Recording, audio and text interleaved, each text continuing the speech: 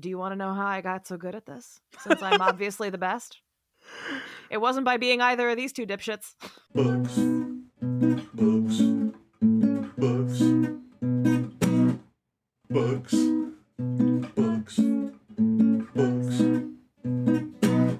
Hello and welcome to Didn't Read It, the podcast that definitely finishes what it starts. I'm your host, Grace Todd, and with me this week is a returning beloved of the pod, medieval maven, Chaucer extraordinaire, Toni. Hi, baby. Hello. Thank you for having me. I'm so happy to be back in Kitchen Stadium. How you doing today? I am surviving the decline of late-stage capitalism and the rise of fascism. How are you? Really enjoying living in a collapsing empire. You know, you read about it in books, but it's so much more fun firsthand. Yeah, I mean, the food's terrible, but so's everything else about it. For those who may not have caught our previous Chaucer and Green Knight extravaganzas, would you like to reintroduce yourself? Yeah, so hi everyone, I am Toni DiNardo. I am a doctoral candidate in English literature at the University of University of North Carolina at Chapel Hill. I work in medievalisms and modern pop culture, game studies. I also work a lot with medieval romance, which is why I'm here talking about the Green Knight and the Canterbury Tales and all sorts of goofy little medieval poems. That's true. You romance me all the time, very medievally. You send messengers with quill written, epic poems of love. In fairness, that does sound like something a lesbian would do. So that's not Yeah. too out of pocket. I mean, if horseback messengers were more freely available, I would be utilizing them to carry love poems I feel across like the city. I'd be happy with like a ship that like Ooh. sinks while carrying a love poem, but like Ooh. the one person who survives clinging to like a buoy in the North Sea for 6 hours, barely alive, like has my letter in their breast pocket and brings it to the person I'm wooing, who then checks That's no on the, do you like me? and then the messenger has to get over their newfound fear of the sea in order to get back on a different boat to go back to deliver you your rejection. And it's a beautiful, beautiful thing. Isn't that how Castaway ends? Kinda. Oh, medieval castaway. I years later, it's got to be what, 20 years now, there's like this Super Bowl commercial that I still think of where it's like making fun of the end of Castaway and like, when he shows up to deliver the package. It's like, I was on that island for 8 years with this package and I wanted to get it to you because that's the FedEx promise or whatever. Out of curiosity, what was in that package? And then the person opens up this big box and they're like, oh, it's nothing. It's just like some supplies. There's a satellite radio and trail rations and like all this like survival stuff. And it lives rent free in my head. Yeah, that's good. But All yeah. right. What have you brought me today? What are we discussing? So today we are on to Fragment 5 of the Canterbury Tales. Fragment 5 is a fun one. It's a little goofy and also a little up. It is one of my absolute favorites. I've written on Fragment 5. I've talked about like the weird ways in which genre functions in Fragment 5. And so in Fragment 5, we have two tales that are like wildly different from each other in character and degree of completion. And yet, like, because of the ways that they are different, Brian Lee once described Fragment 5 by saying that Fragment 5 is so manifestly a unity that we do violence to it if, as too often, we read either tale in isolation. Oh, Which so is, dramatic. it's Doing so violence to the melodramatic. text. Woohoo. And it's going overboard. Like there are things you can talk about separately with these two tales. It's fine. You can do it. It's fine. It's like putting wasabi in your soy sauce. Like anyone who's telling you you can't, you can do it. It's fine. Like no one's gonna come and like kill you for dishonoring Japan or whatnot. No one's the Canterbury, the Ellesmere manuscript is not going to catch fire if you like talk about Fragment 5 separately. But The fragment cops. the FBI, the Fragment Bureau of Investigation. Bow, bow, bow, bow, bow, bow, bow. But like he is on to something. That there is a thing about these two tales that is kind of like one of my favorite things about it. So we start in the fragment opens with an invitation. The speaker isn't identified, but like based on everything else in the poem, we can assume it's Harry Bailey, inviting the squire to come tell a tale. And so he says, Squire, come near, if it your will be, and say somewhat of love, for certes ye connen thereon as much as any man. So, Squire, come closer and tell us a story of love, for certainly you know as much about it as any man alive. And the Squire, like, remarks that he actually knows very little of love, right? But he will do his best to fulfill Harry's desire, and he essentially requests forbearance if his story is not good. Is this like a medieval stereotype that squires are slutty? Well, so what it is it's about who the squire is, right? He talks a big talk. He knows all the stories and all the love songs and all the love poems. So surely he knows a lot about love, right? But so the thing, so one spoiler alert: this story is going to be bad. It will be bad. I love it. I love it so much. There are a lot of people through history who have loved it. I mean, John Milton thought it was like the best of the Canterbury Tales, but it's going to be bad. But the other reason why he begs forbearance that's really important is this is just who the squire is, right? Like, yes, he seems like someone who knows a lot about love, but he doesn't. He is someone who knows very little about the world that he has not learned in like stories and songs and poems. He's very like season 1, book 1 Sansa Stark, right? Like I was thinking like Joseph Gordon-Levitt in 500 Days of Summer. I don't know that I've ever seen that. That's the one with Zoe Deschanel? It's very much a young man who is so addled by rom-coms that he doesn't know how to have a functional relationship with a real human woman.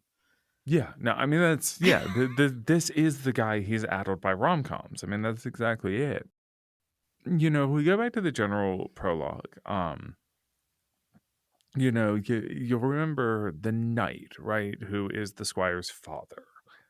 The knight is described like he is this like warrior, right? He is a warrior through and through. Like there is this litany of battles that he has taken part in that are just like unrealistic, right? Like he would have had to have like started fighting at 15 and like fought in every major battle for the next like 60 years. But you know, he's described in this way where like he has like fine but simple clothes, right? Like he's wearing like fustian, he's wearing corduroy. Um, but under those clothes, like there's that line of like all besmothered war his gipon. His like under armor is like covered in like rust and blood under his clothes. Like he is a warrior through and through. And the squire is the exact opposite of that, right? Like he is kind of a fop. He's very Mm-hmm. well schooled in all the like noble arts. He dances, he plays the flute, he sings, he knows all the romances. But there's very little in the way of like warriorly chops to back this up.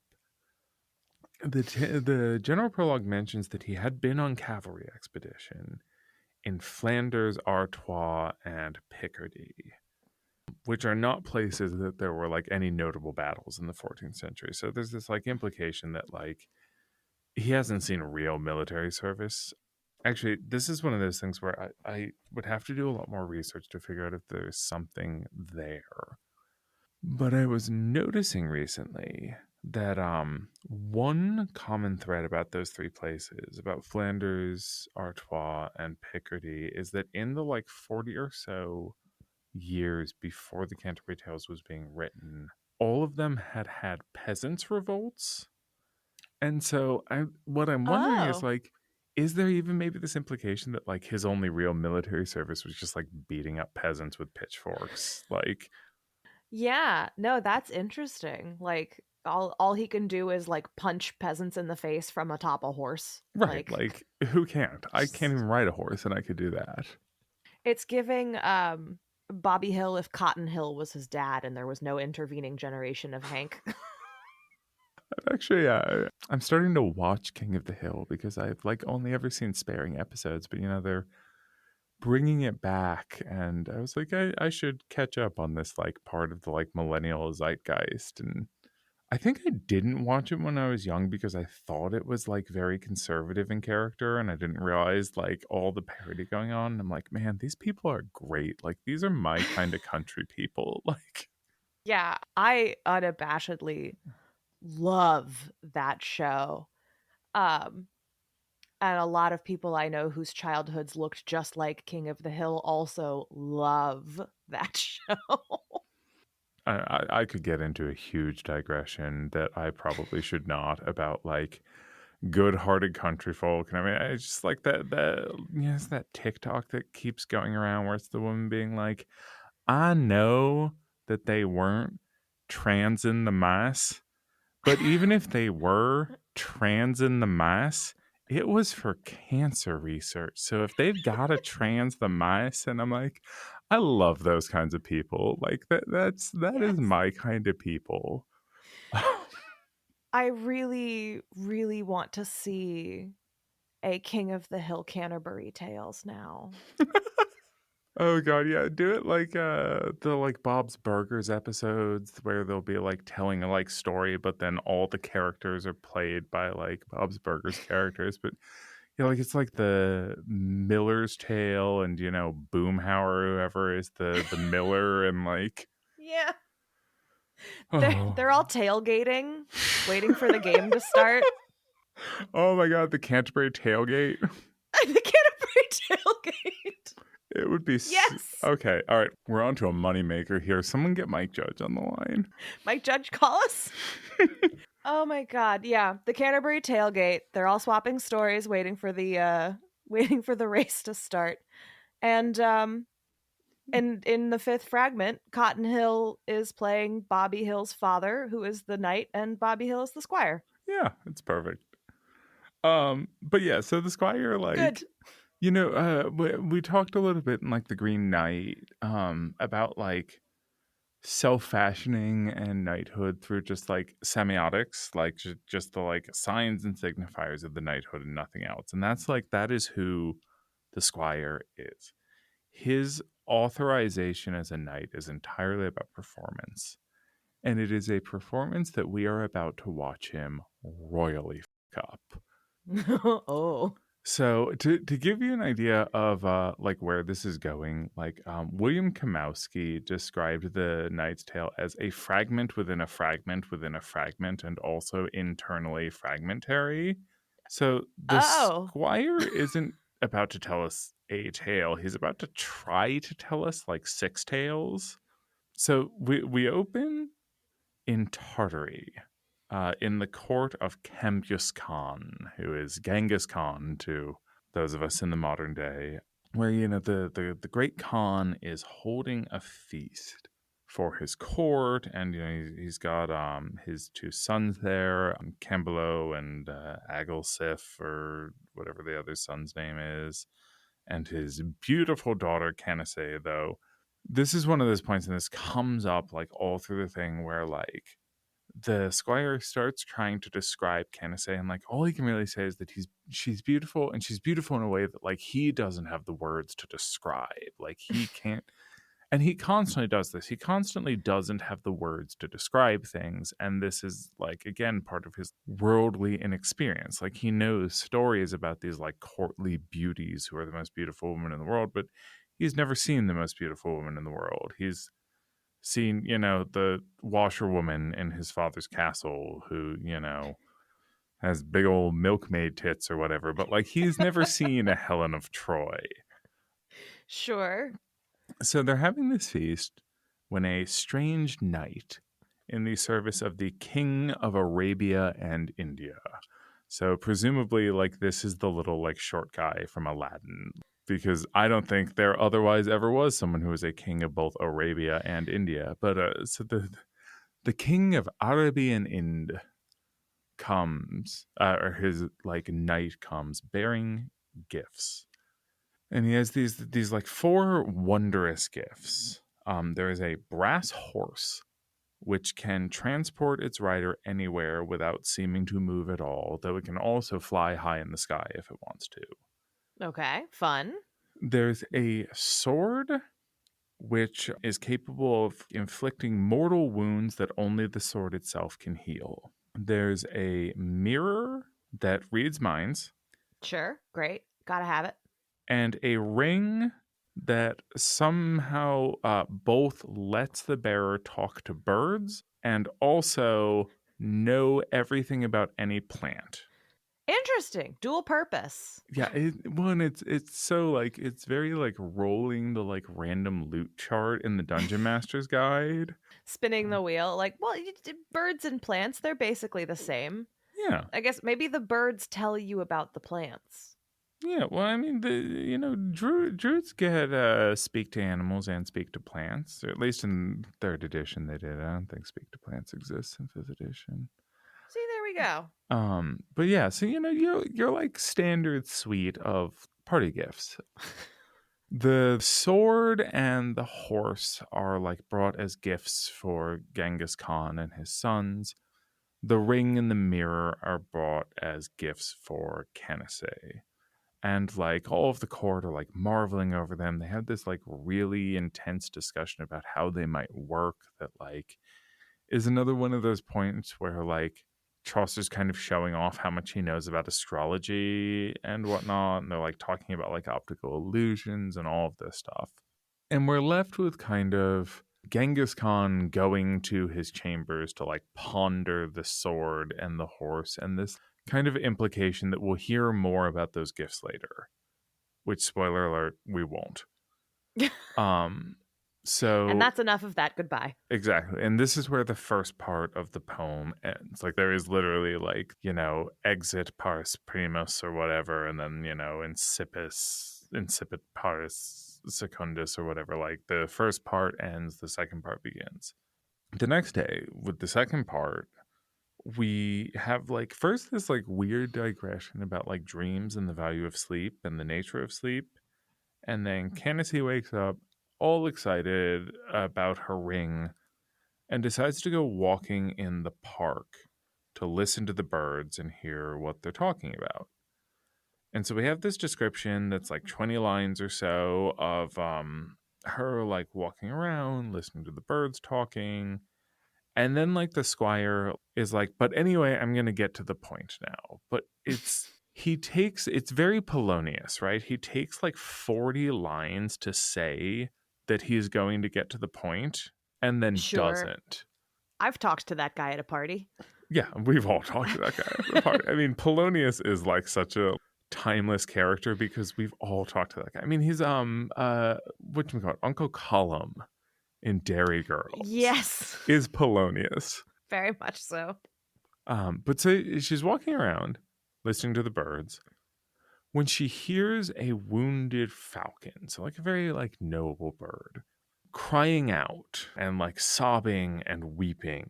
And she goes and she finds this wounded falcon who's like laying at the base of a tree with both of her wings broken, sobbing. And there's like maybe an implication actually that this falcon like tried to commit suicide, which I don't know. I feel like if you're a falcon, jumping is probably the worst way to kill yourself. It doesn't work.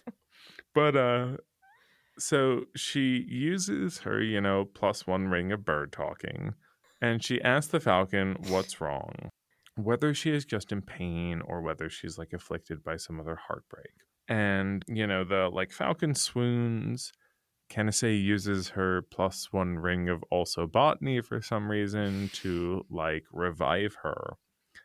And then the falcon tells her this very long story of how her no good cheating Tercel husband, who like is very much like this Tercel is the hottest falcon to ever falc. Like he is so sexy that no one could ever imagine that he would do anything wrong. But he did. He run out on her. He run out on her with a kite of all birds. Like Oh just a my shit. God. It is so like dramatic.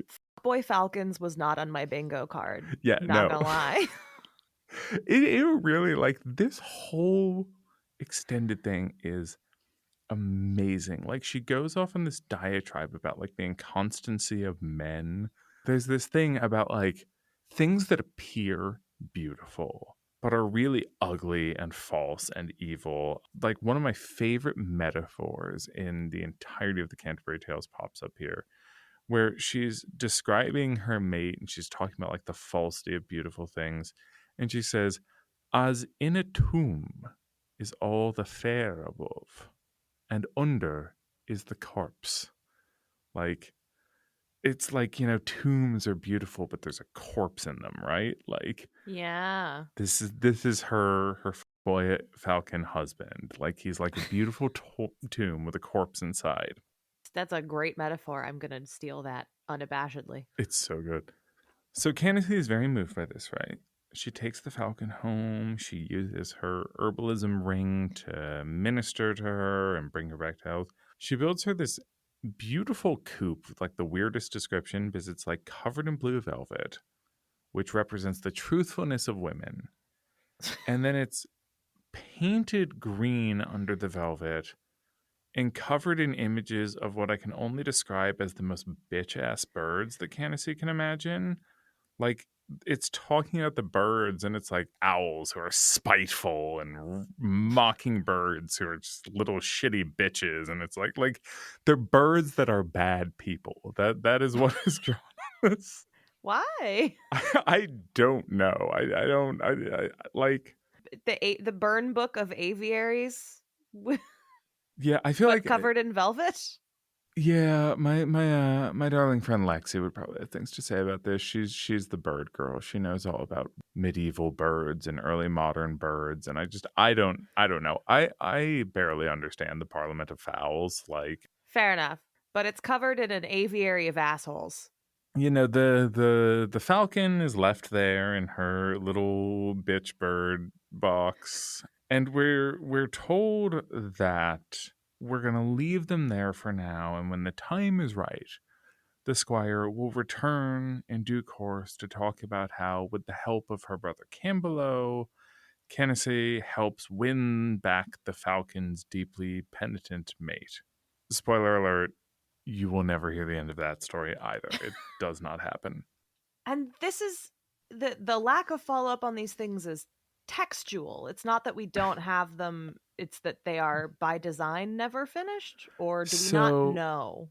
We'll talk about that. Okay. Because I'll put it's a pin a in that. debate. Oh, all right. But yeah, so as part 2 wraps up, the squire starts to tell the company like what is coming up in the story. So, he's like, before we return to Candace and her falcon, I'm going to tell you about how Genghis Khan besieged and won a city with his magic sword. And I'm going to tell you about how the other son, Algasif, won his wife, Theodora, with the help of the magic brass horse. And also I'm going to tell you this story about maybe like an implied like incestuous affair between Cambelow and Candace, which Gross. is probably a reference to the story of Candace and Mecher in John Gower's Confessio Amantis, which involves a incestuous relationship. And then that's where, the second part ends, and, incipit partus tertius, the third part begins. The third part of the Squire's Tale is 2 lines. Those 2 lines do not even comprise a full sentence. So it starts out, Apollo whirleth up his char so he, till that the god Mercurius Hus, the slee, and then it stops. So, Apollo whirls up his chariot high, and the god Mercury, the sly, and that's it. The line stops there. And the next thing we have is the Franklin thanking the squire for his tale, and he says to the squire, in faith, squire, thou hast thee well acquit, and gently it praise well thee wit. And then he goes off on this whole extended thing. It gets really ridiculous. He's very literally I wish my son was more like you. Just exuberant praise. And there are 2 theories that have existed over the years about how to interpret this ending. The sort of more old-fashioned one, early modern critics of the Canterbury Tales ascribed to this, was that Chaucer just didn't get a chance to finish it, but he entirely intended to. John Milton and Edmund Spenser actually both lamented that Chaucer never got to finish the Squire's Tale. And to some degree, I want to say it's book 3 maybe of the Canterbury Tales, to some extent, not the Canterbury Tales, the Fairy Queen. Don't quote me on what book it is though, but there is a sequence in the Fairy Queen that kind of attempts to at least a little bit finish and resolve part of the Squire's Tale. The other interpretation, this is the more modern one, this has been the sort of standard viewpoint since the 1950s, it's the one that I ascribe to, is that this is meant to be unfinished because the Franklin interrupts him, that's what's happening here. The Franklin sees that this story has become unmanageable. Even in its unfinished state, it is still longer than half of the complete tales. If it actually was finished, it would probably be by far longer than almost any of them but the Parson's Tale. And the idea is that the Franklin, so Franklin is this sort of middle class of medieval English rural society. They are people who hold their land freely. They're not serfs, but they're not gentry either, and they often act as sort of liaisons between the peasantry and the gentry. So this is someone who is used to working with the nobility and knows how to handle them. Right. Who's used to dancing around their feeling, deftly controlling their behavior without them realizing it, and also managing their feelings at the same time. Exactly. Because this is not the only interruption in the Canterbury Tales, right? When the poetic version of Chaucer first tries to tell the tale of Sir Topus, he is told by, I believe, Harry Bailey, stint the clapper. Basically shut up. And then is told that his rhyming is not worth a fart. So the Franklin is not doing that. This is not someone that you can just tell to shut up. So what the Franklin is doing is he is, 1, pretending to think that the squire is done, and then he's heaping praise on him. Yeah, he's doing the thing where you start clapping before somebody has finished the speech, and you're just amazing. Oh my God. Yes. What? Yeah, exactly. Such words of wisdom. We're so lucky. Thank you. Yeah, this guy's gonna. Oh my God, I was thinking of do you know the song "Church" by Lyle Lovett? No. Oh my! It's this story about it's telling and singing about being in church, and the preacher just won't stop preaching. He just keeps going. He keeps going. Everyone's getting hungry, and so the singer, the narrator, climbs up into the choir, and he gets the choir on board, and they all start singing this song, praising the Lord and being it's time for dinner. Let's go eat and whatnot. It's that. It's just we've got to cut this mother off somehow. Yeah. He has got to stop talking. All right. So the Franklin then immediately launches into his own story. And like there's a sort of like brief prologue where the Franklin sort of starts out by apologizing for his like rude speech, right? Like he's not a noble. He's got no art in like storytelling or poetry, which is very funny because and like this is a whole big longer discussion that we can manage, but the Franklin's Tale is, in my opinion, one of the most poetically skilled of the Canterbury Tales. Okay. It's extremely poetically proficient. So like there's very much like there's like a modesty topus at play here. The Franklin tells us that the story he's going to tell us is a Breton lay, which like there's no evidence for. It's an amalgam of like two stories that are both lifted from Boccaccio, which, you know, longtime listeners may remember that Chaucer loved to grip things off Boccaccio. It was one of his favorite pastimes. Mm-hmm.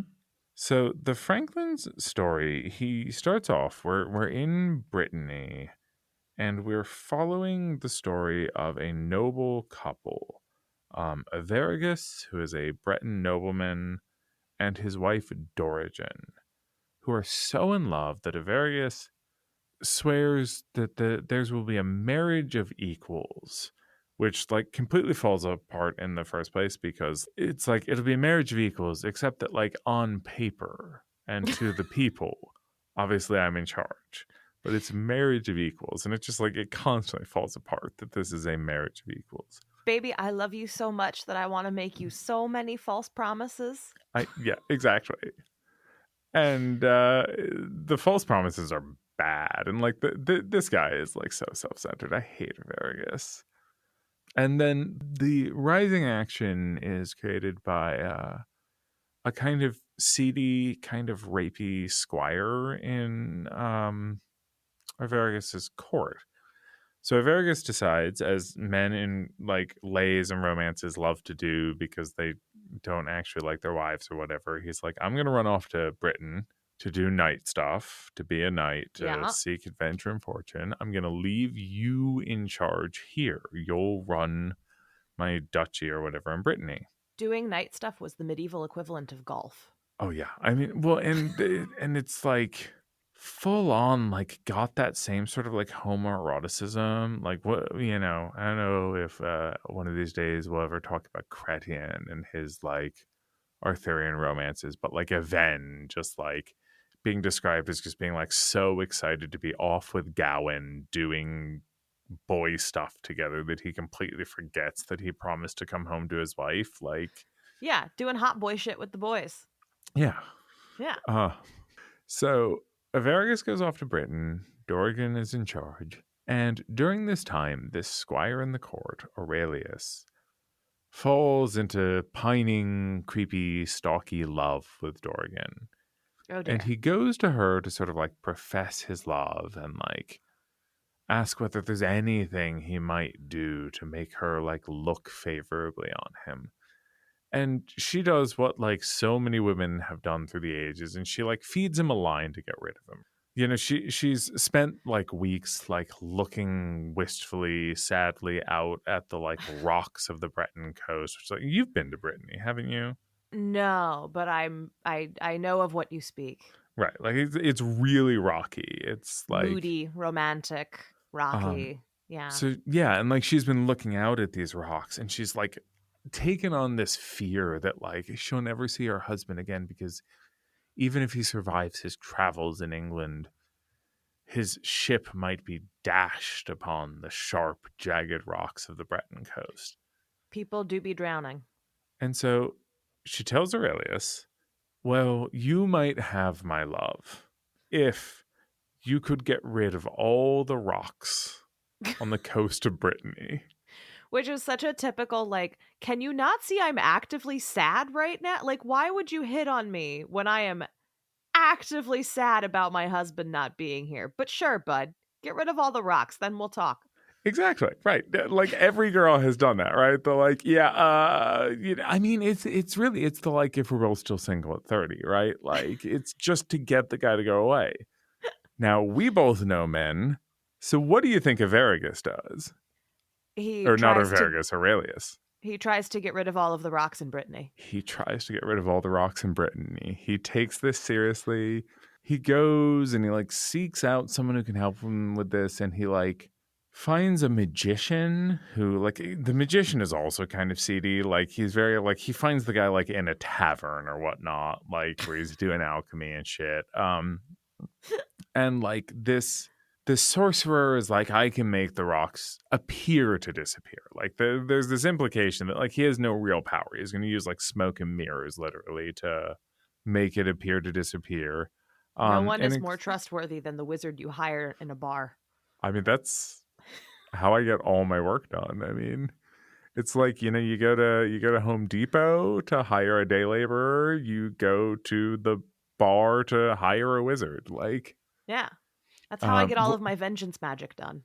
Yeah, what do you think? What do you think that guy with the like van parked outside of the dive bar with the dragon on the side of it is there for? He's, you know, no one wants to talk to that guy because he's weird and he thinks that, you know, the Jews did 9/11 or whatever. But like, oh no, how else are you going to get magic done? You do have to look out for the wizards are anti-Semitic. It's a problem. So. Yeah, so this sorcerer tells Aurelius that he can do this thing in exchange for 1,000 pounds. And like there's this actually like really funny sequence of Aurelius being like, damn, like that's so much money. I'm gonna have to like tap into my inheritance. I'm gonna have to max out my credit cards. Like he gives the guy 500 pounds. And he like makes arrangements with him to pay the rest of it like in installments. And the guy makes the rocks of Brittany appear to disappear for a week or two. Not him buying shitty magic on a payment plan. Yeah, no, so that he can sexually assault someone. Yeah, it's not great. Aurelius also not good. Fun story. All of the men in this tale suck. Huh. So Aurelius goes like, and the weird thing is that like in a weird way, I feel like the magician sucks the least because he's very much described as just like a working class magician, right? Like this is a job to him. Like Shakespeare got to get paid, son. Like, you know, he knows it's maybe not hugely ethical, but like he's also got like rent in the like seedy tavern room due. He's got a dog with vet bills out in the van in the parking lot. Little like fucking scruffy 3-legged dog, looks like Wishbone or whatnot. Yeah. So Aurelius goes now to Dorian and is like, "Look, I did the thing. You promised that we could have sex." And Dorian like is obviously not here for this. And she's talking to Averagus, who has returned home now. And she goes off on this like extended monologue. It's really fascinating. And again, one of those like actually really quite scholarly moments in the Canterbury Tales where she's talking about like history and mythology and literature. And she's talking about all of these like famous women who have committed suicide rather than like lose their chastity or lose their honor or submit to sexual assault. And Averagus, in husbandly fashion, as one would expect from a man who, you know, is in a marriage of equals, is basically like, calm your tits, lady. Have you thought about the real issue here, which is how it would look for my honor if my wife, who I've left in my position of authority, were to go back on her sworn word? Obviously, I don't want you to f the guy, but you're going to have to f the guy, right? Like, that's just how it's got to work. All of the men, Grace. All of the men in this poem suck. Is he not mad that this guy was propositioning his wife while he was gone? Is he like, what? I mean, yes, but what are you going to do? His hands are tied. She made a promise, and he got rid of all the rocks. Oh my god. All right. So, Good.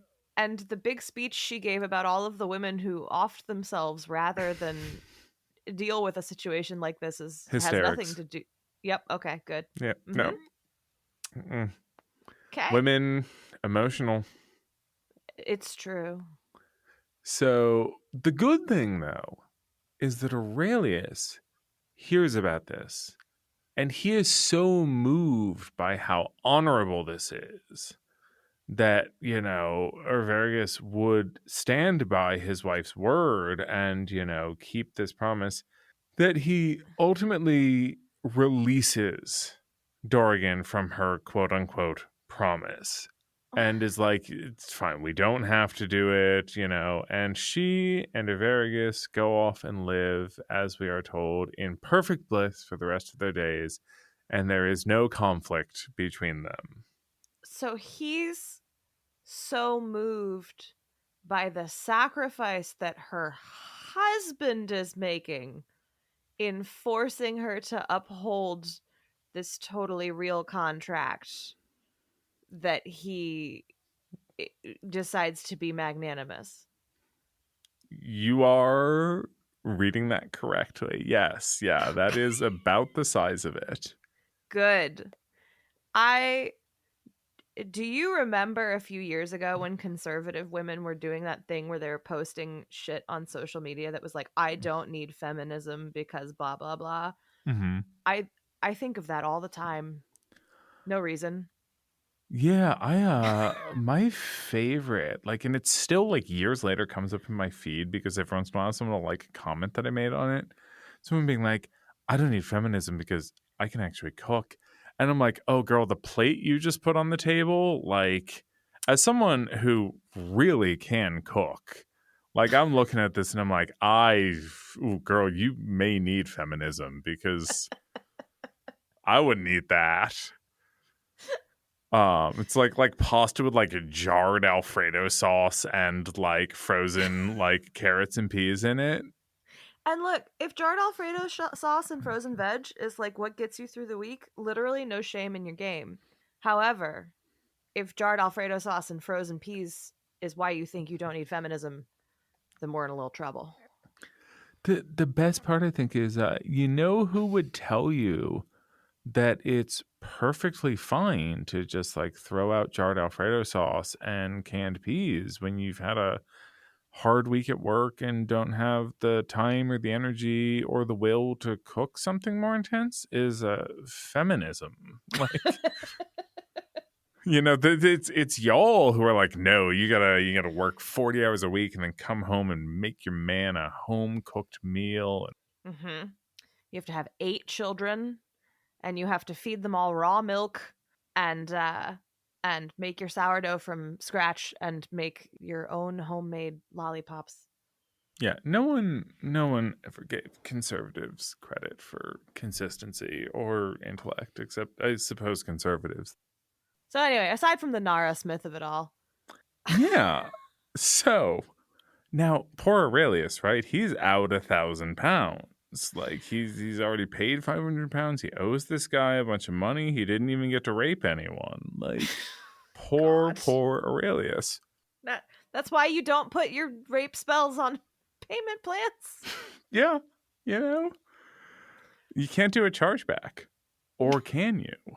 Because the magician hears about what has happened, and he is so moved by Aurelius's magnanimity that he refunds him.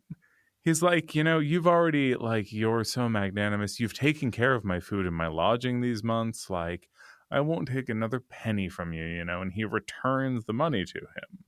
And then we're left with this line where the Franklin asks of the reader, which of these people acted most fray? Which of them acted the most nobly in a poem about weird rape spells and shitty husbands and whatnot? The Who woman. was the It was best? the woman. Yeah, it was obviously the woman. what does the story think? Like, obviously, That's the story doesn't think these dudes are all turds. Here's the thing about this story, and it's what's so interesting, I think, about the whole fragment is doesn't matter what the story thinks because, like, nothing happens in the end, right? Like, we are completely reset to the status quo. And That's true. this is a thing like Robert Eaton or Robin Eaton, something Eaton, commented that like the Franklin's Tale ends as if the whole sorry business had never happened. It's like this idea of like noblesse and like sort of like noble honor as very much being a thing that maintains the status quo, right? Like nothing changes. Yeah, it's like a sitcom where everything resets after every episode. Yeah, like even like the only person whose situation maybe changes a little is the like wizard who at least gets taken care of for like a month, but like and it resets really like in a sitcom way and that's like have you watched the show what is it? It's like Kevin Must Die or something like that. I've heard about it. I Yeah. don't no god no that's not the name but it's this show, it's really good. My partner and I have been watching it where it's like half sitcom and like half like moody atmospheric drama and it's Kevin Can Go Himself and it's like this like bumbling lovable like sitcom husband, though like every sitcom husband he actually kind of sucks and like when you pay even a little bit of attention you see even in like the cheerful bits of the show like how much of just an actually abusive dickbag he is. And then like the other parts of it are from the wife's perspective and it's showing her just like stagnating in like soul crushing like despair over being in this horrible marriage with this guy who doesn't care about her at all. And like it kind of plays a little bit about that whole sitcom thing where like men in sitcoms always just do horrible things and then like everything's fine the next episode, whereas she decides she's gonna murder him. Uh-huh. And we support women's wrongs. It's true. This podcast loves to support women's wrongs. But yeah, like there's like Dorgan and Averagus are fine. There's never any strife between them, and Aurelius gets his money back, and like the whole thing is just like so pointless, right? Nobody even learns a lesson. Like no one learns Nobody, anything. nobody learns a lesson. This thing though about it, like the way this like complete like foreclosure, right, where it like ends very compactly, very neatly. Every knot is tied up. Every loose end is so tied up that you might as well have just not even told the story because there is nothing left to, question. Except maybe this question of like, is this actually a good story? Because like these loose ends are tied up deeply and proficiently, right? Like this makes no sense. But it's all tied up, at least on paper, which makes it then the exact perfect counterpoint, right, to the Squire's Tale, which just constantly expands. Wait, so is this just a treatise on storytelling?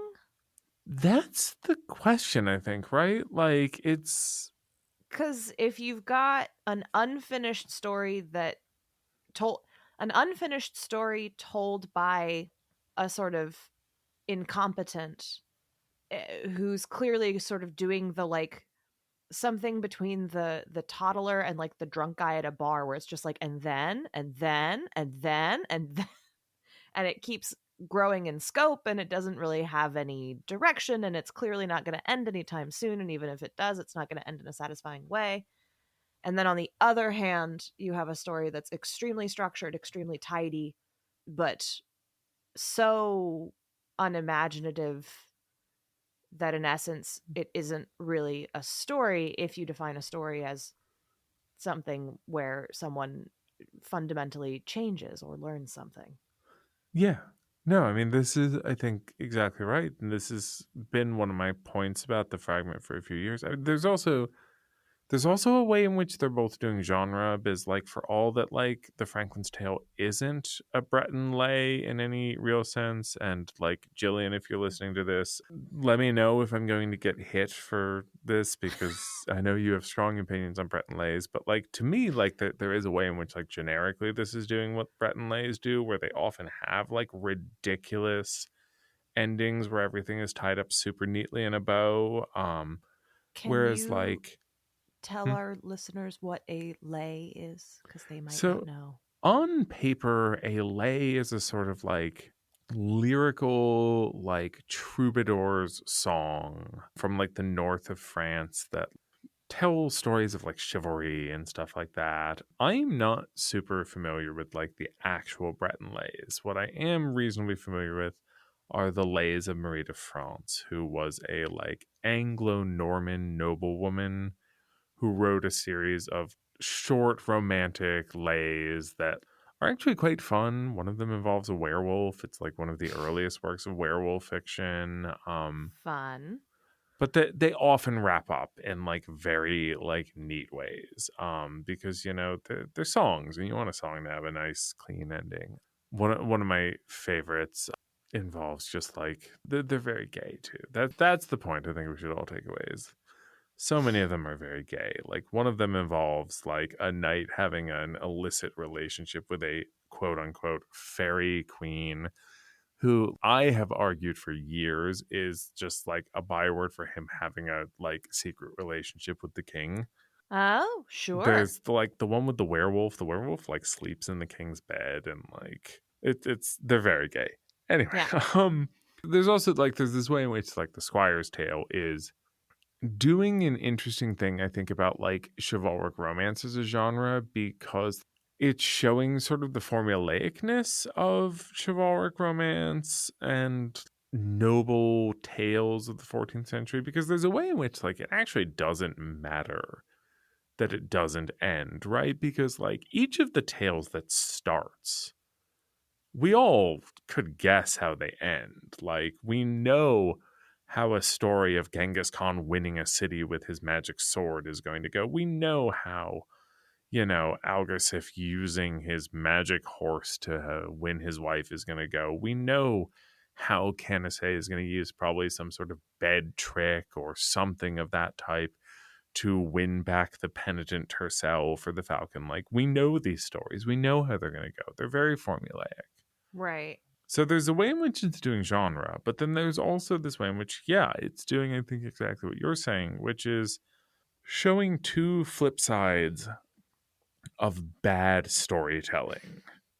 There's the person who is, you know, like all gung ho, all piss and vinegar, like has exciting ideas and like no follow through. This is me. This is why I've never written a fantasy novel as much as I love fantasy novels because like I'll like try writing one, I'll write a chapter and then I'm like I have no idea where the this is going. I have read so many fantasy novels. I've written about so many fantasy novels. I am an expert on fantasy novels, except I don't know how to write one. And then there's like this guy who is actually very proficient in terms of the language of it all. There really is. I wish I'd brought a few more excerpts, but like it would take so long to get into actually just how like poetically good the Franklin's Tale is.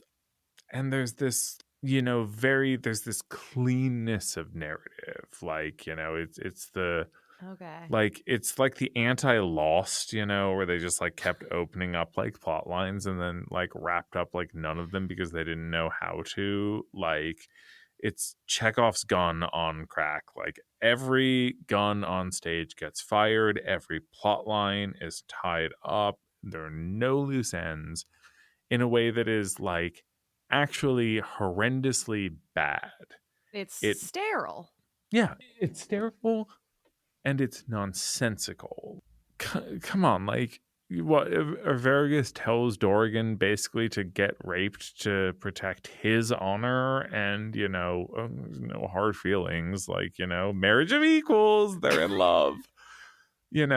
This guy who's already done the thing that he got paid to do, already cast the spell or used whatever trick or whatever. It's just like, oh my God, I'm so moved by the fact that you didn't rape her that I'm going to give you back the money. Like it's stupid. Like, it has the structure of a story for children.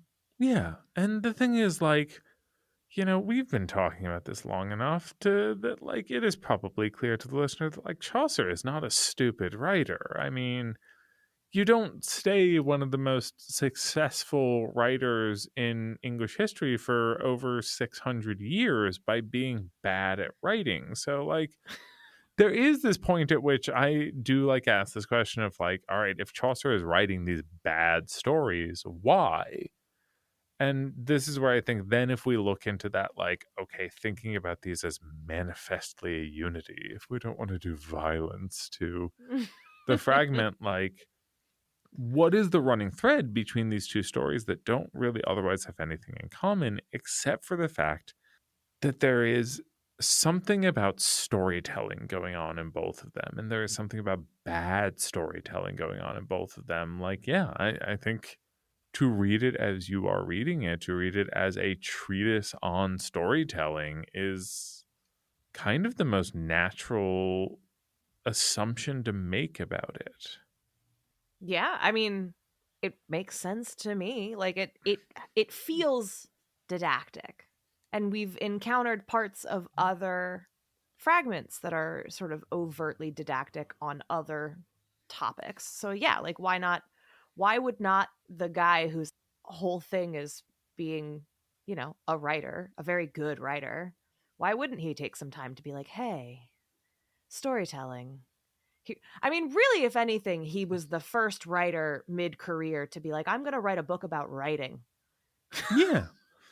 Well, I mean, I think there's also a way in which, like, didacticism is just, like, inherent in some degree to these, like, big, giant works of this time. I mean, you see it in the Decameron, too.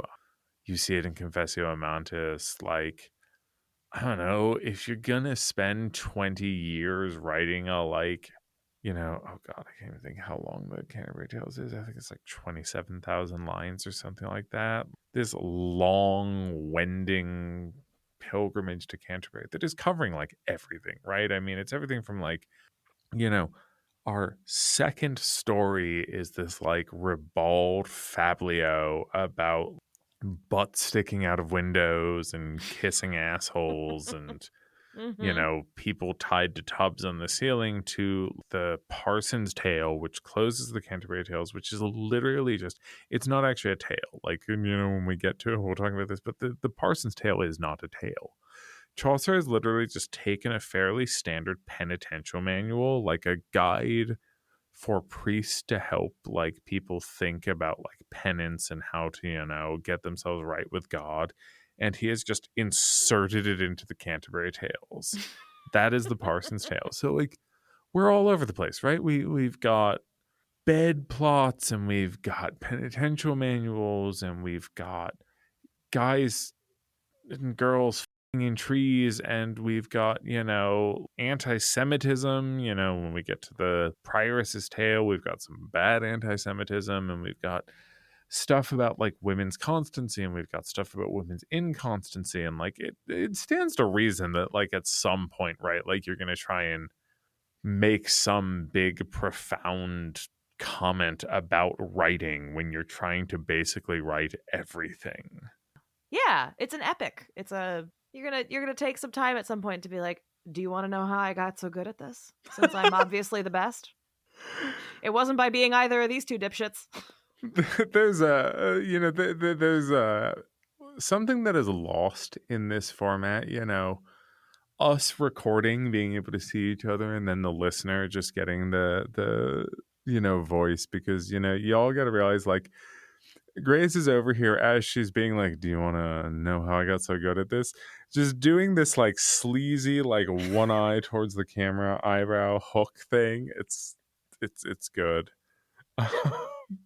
Yeah, but and then I think it's also so funny too, because, like, then the poetic Chaucer is a complete tosser, right? Like his the tale of Sir Topus is so bad that, like we said, Harry Bailey tells him to shut up and tells him his rhyming isn't worth a fart, and then, like makes him tell another story, which is the tale of Melody, which is profoundly boring, though Harry Bailey does declare it like the best tale he's heard so far.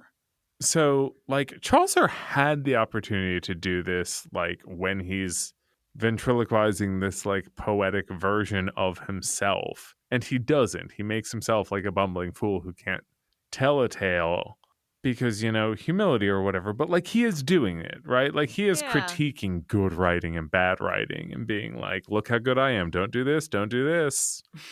Very impressed with himself. Men, they never change. I mean, I suppose he has good reason to be, because we're still talking about it. Yeah, but we're also still talking about Jack the Ripper. So, like... Well... people don't always continue to be talked about because they did good things. No, but it's usually impressive. Also, I would argue the reason we still talk about Jack the Ripper is an homage to the media of the day, rather than the murderer himself. Or herself.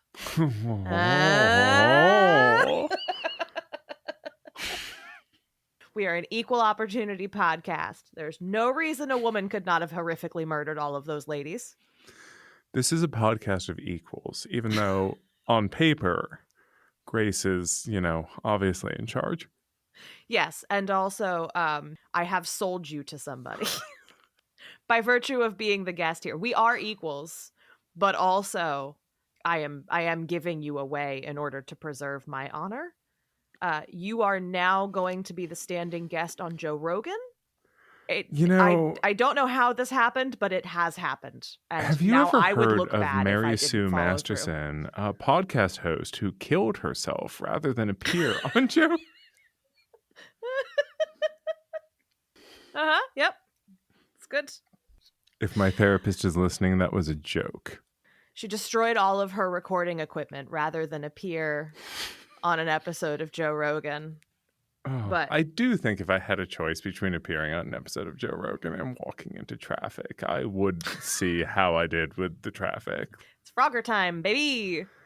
The number of people who seem to think that they can appear on like patently destructive TV shows, podcasts, etc., even though they like don't they like ostensibly don't agree, and they're like, well, I'm just there to like, change people's perspectives. And it's like, you're not doing that.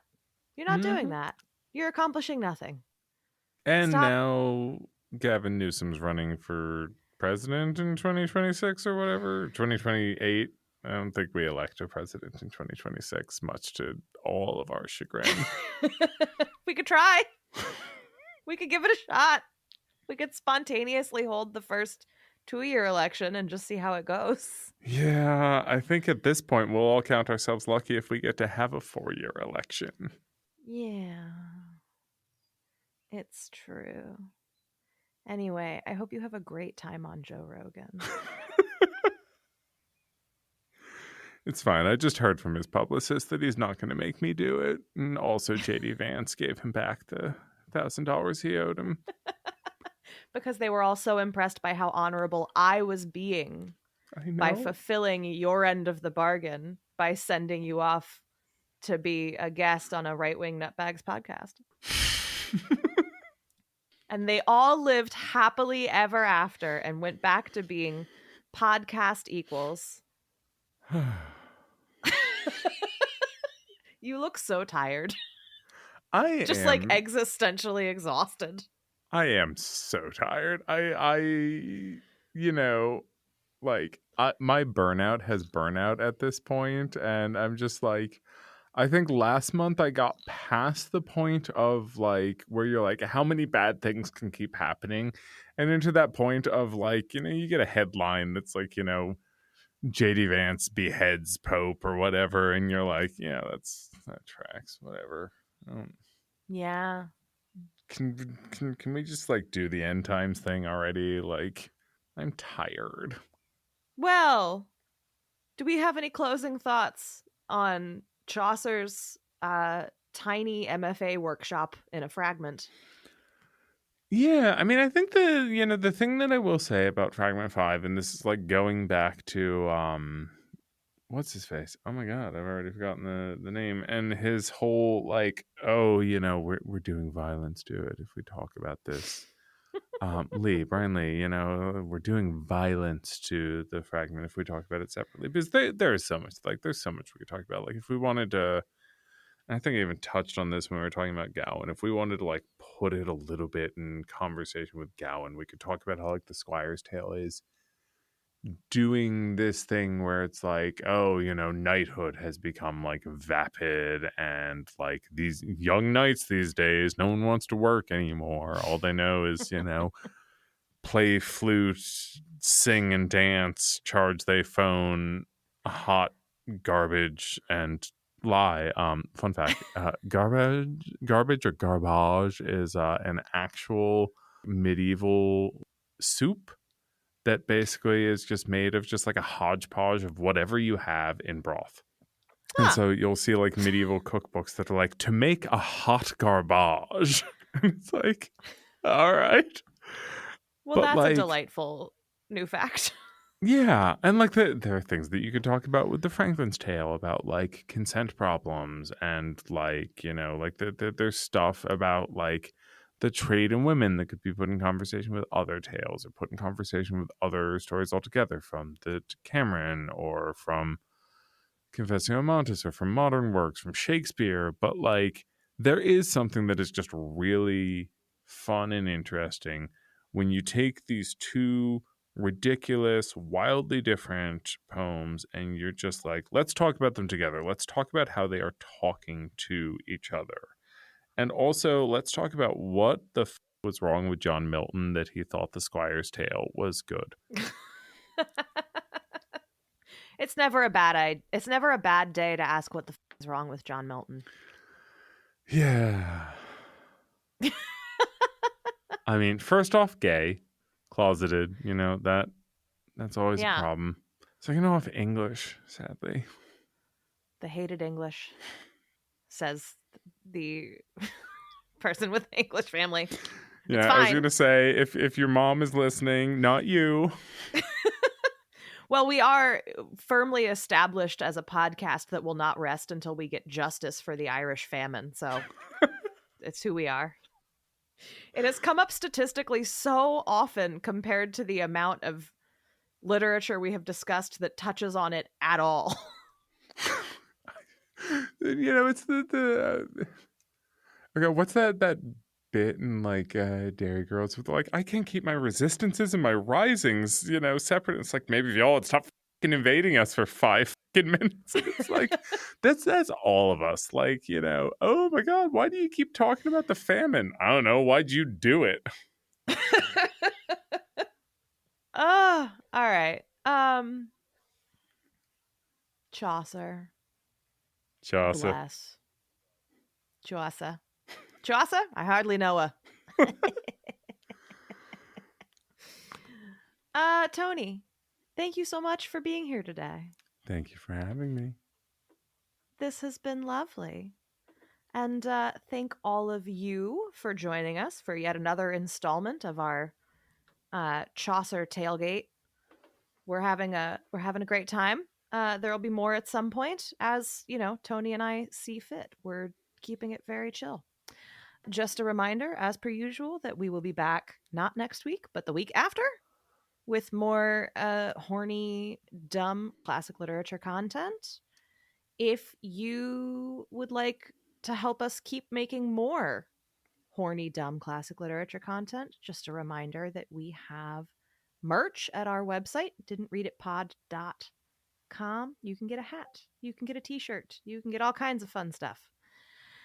And you can also follow us on Instagram, which I am slowly abandoning because Instagram doesn't work for shit anymore. And Mark Zuckerberg, the other evil motherfucker. I can't keep them straight anymore. There's just so many. they're starting to blend together for me. You know what I mean? The Jeff Zuckerbos, Mark Jeff Zuckerbos, is just sort of a blob, a Futurama-esque blob with different heads coming out of it. But yeah, we do still post on Instagram sometimes, just to remind people that we exist. And you can, follow us there if you want. I don't know. I think we're on Blue Sky. What am I saying? I'm tired. This outro is so proficient. I'm very good at this.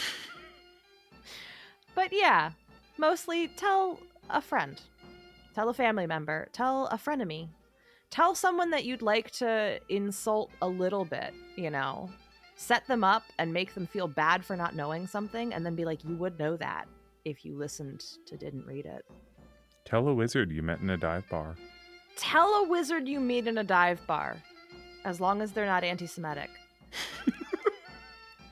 And as always, if you can, this week, this month, this pay period, consider supporting a living author, because they could really, really use the love.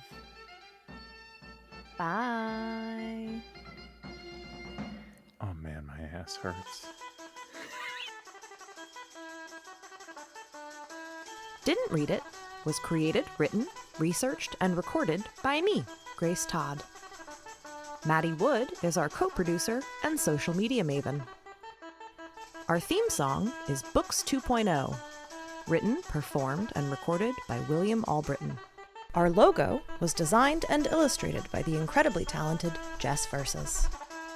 Reach out to us with questions, concerns, or academic scrutiny at didntreaditpod@gmail.com.